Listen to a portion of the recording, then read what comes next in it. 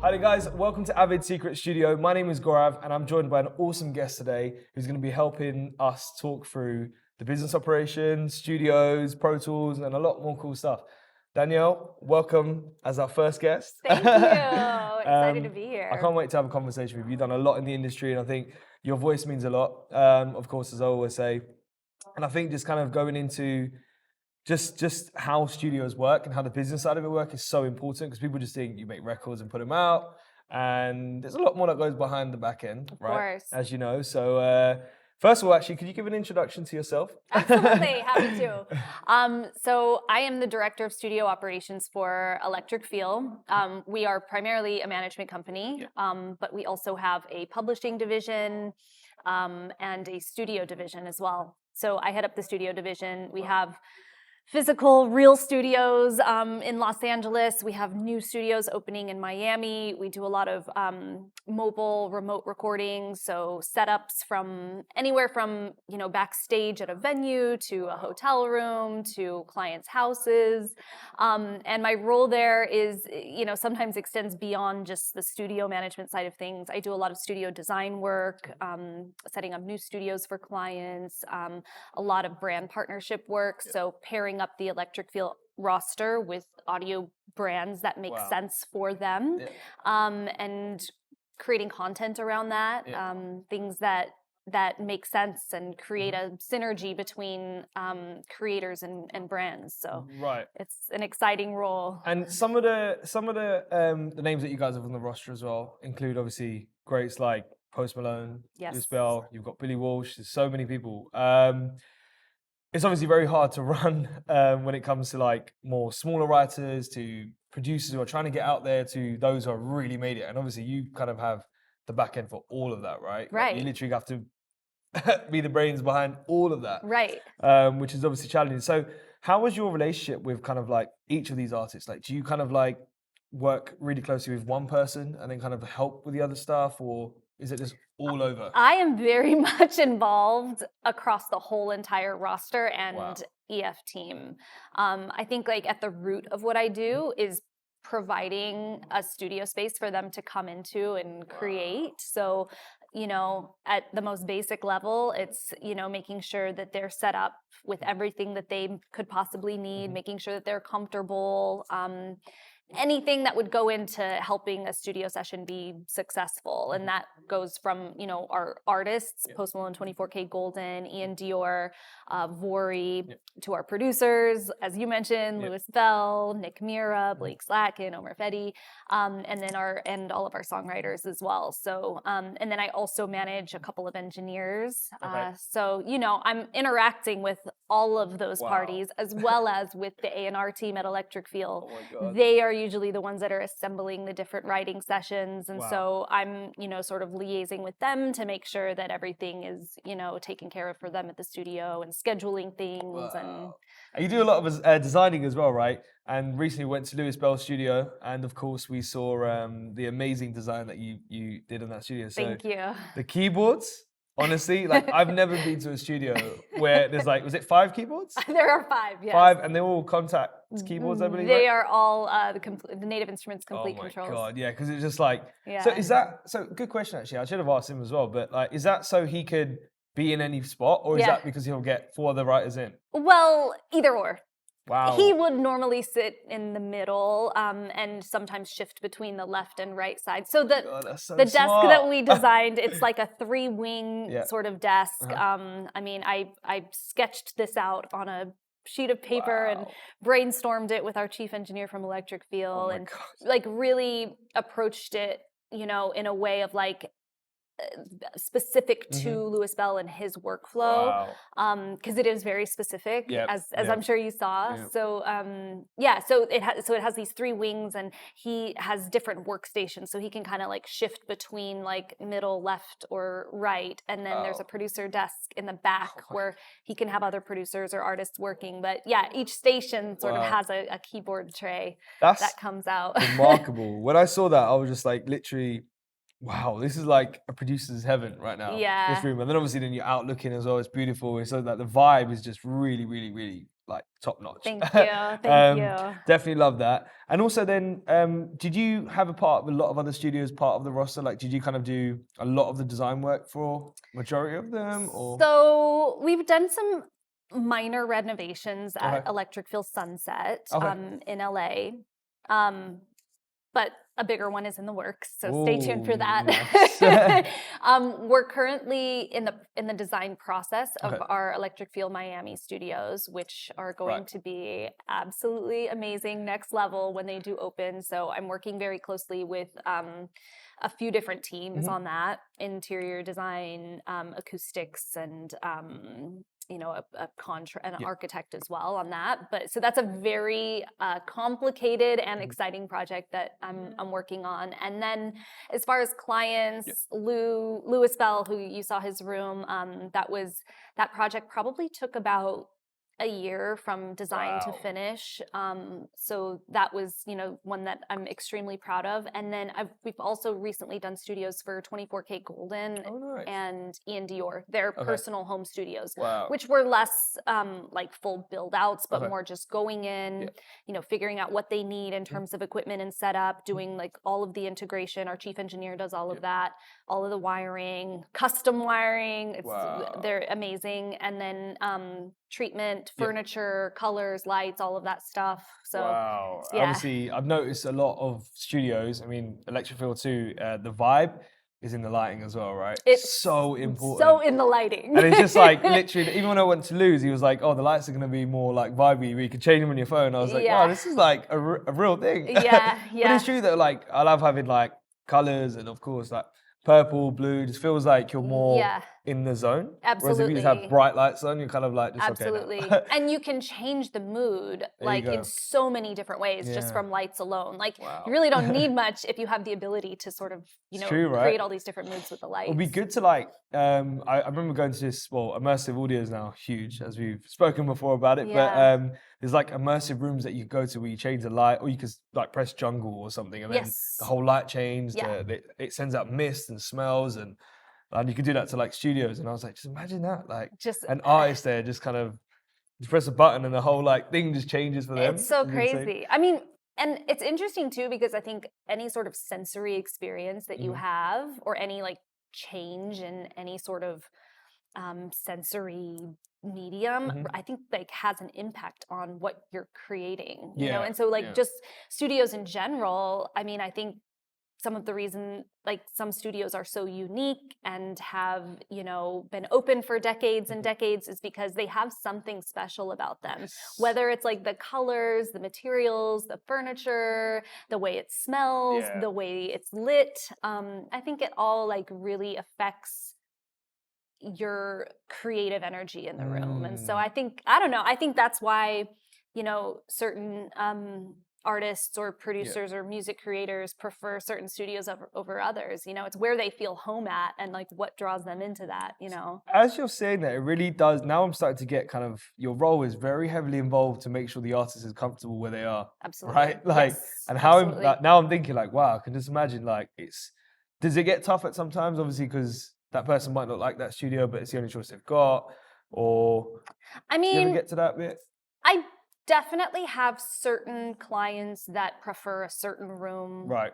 Or they want certain things in the room when they're working. But Electric Feel is set up in such a way where we can change things out, or we can bring things in to make it, to make it work for them. Yeah. So, And how was it? Obviously, a lot of people out there, the new generation, would love to know how to get in that position, right? It's not easy. The studio management role? Or just like kind of be more involved in the business side of things. It's never going to be like an easy just foot in the door, right? Yeah. Or you just walk through the door, sorry, should I say. It's kind of the gradual steps to get there. Yeah. Are obviously very, very difficult. Yeah. And obviously you're side by side with the greats, the people who are making music in the charts and hitting billboards. And I'm very grateful. I'm very, very grateful. And it's great, but obviously the work, it's a lot of work. It's a lot of work.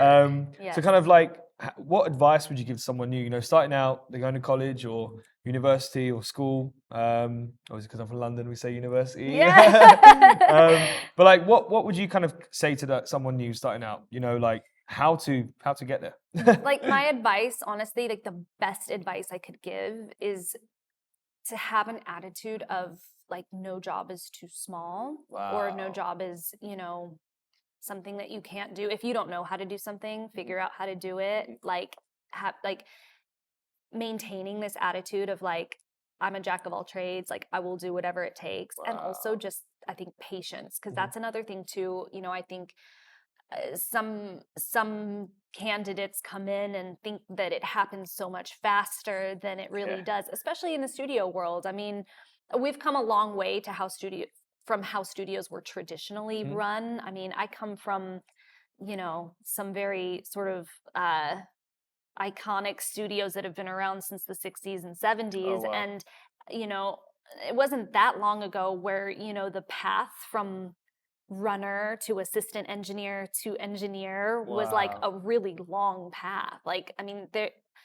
there was a time where like you would be a runner for, years before you became an assistant engineer, and then years before, and I think we've come far past that, but I still do think it is important to remember that like you can't pick up all of these skills in 6 months or a year. It may feel that way when you're in it day in and day out, but there's so much to learn. And I think if you attack it with I'm a student, I'm here to learn, I'm going to put in the work, I'm going to put in the time, I want to be good at what I do, I want to know the ins and outs of everything, I'm not going to turn down a job, I'm here to do whatever it takes. Those are the ones that succeed. So true. So true. It's literally like, as you just said there, you got to do everything, right? Even nowadays, like when people say, "Oh, the producer's doing the producer job," or the engineer's in. These days, you see people and they're like literally doing everything. They are. Like, they're writing, they're doing co-production, they're doing MIDI work, they're doing, and it's like, wow, like, you've got to be a jack of all trades. It's true. It's true. A lot of the producers on the Electric Field roster, they do both now. They produce and they engineer. Wow. And even more so, I think, after the pandemic lockdown situation. I feel like, when studios were closed, a lot of producers learned skills that maybe they didn't have before because they had to. They were at home, learning software that they didn't know before, learning how to record better, learning how to tune and edit and mix better, So I think that's kind of what we obviously with Pro Tools and stuff, where we want to kind of like really start to get more involved in is that kind of, so we have Pro Tools artists now, which we've got, which is very artist driven. Open your laptop, start singing, you can engineer, you can build beats, and we want to just help that kind of new generation. I think it's by having people like Electric Field who actually use definitely our tools as well. And obviously we've done stuff with Lewis Bell, we've done stuff here as well, which is awesome. And it's just kind of like spreading that message of being an artist, but artist as in like, you just do it yourself. Right, yeah. You open up the laptop, it's not intimidating. You just open up the laptop, make a beat, or whatever it is. And you just kind of sing or whatever it is. One quick one that I've got as well is how involved, obviously I've been on calls with you before and a lot of people are like, wow, Danielle is very technical. How did you get your technical knowledge? Where did that kind of come from? Like, obviously your Pro Tools stuff is really like, wow. I'm like, wow, like really advanced. Like I think it was Tony last time we were having a chat. And so good. So how did you kind of start to learn the Pro Tools stuff? Well, I mean, I didn't go to engineering school, and just to stay humble, like I don't feel like I know a whole lot, but I will say this, working in studios for as long as I have, because I don't want to age myself, but no, it's okay, I don't mind. But I've worked in studios for well over a decade now, and so I've just been around it for so long. I've had to learn things on my own, and if I don't know how to do something or I don't understand something, I figure it out. And I still ask so many questions, like so many questions. The other day, we were getting ready to go over to Lewis Bell's home studio to do some room measurements and speaker calibration, and we had this demo Trinov unit that we were bringing into the room, and I don't really have any experience with those. Like we don't have one at EF, and but I really want to understand, like, what are we doing in the room? How does this work? Like, what can we adjust that we can't do with the Genelec GLM software? Like what? So I was asking so many questions, and I do that every day. If I don't know about something, like I'll. That's actually a very smart way to look at things, because now, as you're talking there, I was thinking, wait, I've done the exact same thing. Mm-hmm. Like, when someone says, "Where did you learn it?" And I'm like, shit, I didn't actually learn it. Like, I didn't go and learn it. It's because I've either been in a session or, like I was saying, when I eat my dinner or my lunch, I'm always getting told off for this, by the way. But I'm always watching Mixers and Masters, and like I'll have friends come up to me and be like, "Oh, dude, have you seen this Netflix program?" And I'm there, like, bro, I don't watch no TV, like zilch, just because I want to focus on stuff. And it's not because I want to do it; it's just it interests me, and it's like absolutely. But it's true, you got to learn on the job, right? Yeah. Literally learn on the job. Mm-hmm. Being a jack of all trades. Mm-hmm. I want to learn. Like I watch people like Lewis Bell, and I'm watching their writing stuff and how they write, how they come up with an idea, and I'm like, wow, that's actually remarkable. Yeah. So it's literally like just figuring out stuff around you to make the final product. Exactly. Which is awesome. Yeah. And then I've got actually one more. How important, right, are assigning roles as well in a business when it comes to like electric feel? How important is like for people to be not kind of stepping over everyone's feet and everyone you do everything, even though you should do jack of all trades? But no, that is important. That's definitely important. I guess just to use electric feel as an example, we have several different departments, as I mentioned, from studio to management to publishing to the executive team, so and our marketing team as well. So everybody kind of operates within those lanes, but we all rely on each other to make the whole thing, sort of work cohesively. We have the A&R team who, will work across the whole roster to pitch catalogs, set up writing sessions, to work with the management teams on songs that may be good for projects with the artists that we're managing. We have obviously my team, the studio team. The studio team, I will say, and I think this is probably the case with most studios, we really are jacks of all trades, because everything kind of like, a lot of things just are executed at the studio. The sessions, the A&Rs stopping by, lots of meetings, different things. So we really are just kind of like there to support.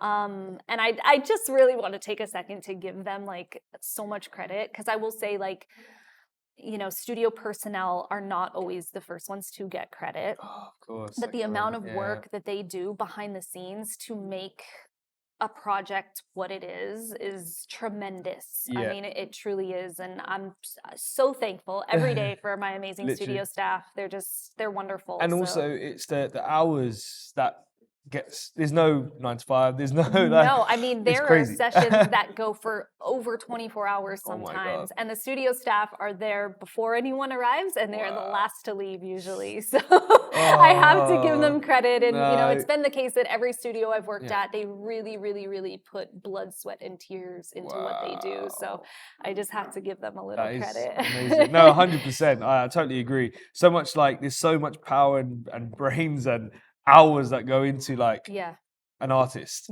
Like, again, like, as a normal consumer, you wouldn't really like be like, oh, what's behind that artist? But wow. And obviously the producers and songwriters are, they are the creators behind so much of this, and they are just amazing in what they do. But it's just not often that you also think about like the support team for the whole operation, Exactly. And there's a lot that goes into it. So awesome. Well, Danielle, thank you so much. I think you've given us some gems today. Thank you. I appreciate it. It's fun. Yeah, no, awesome. It's been awesome to have you. And thank you so much, everyone. Thank you.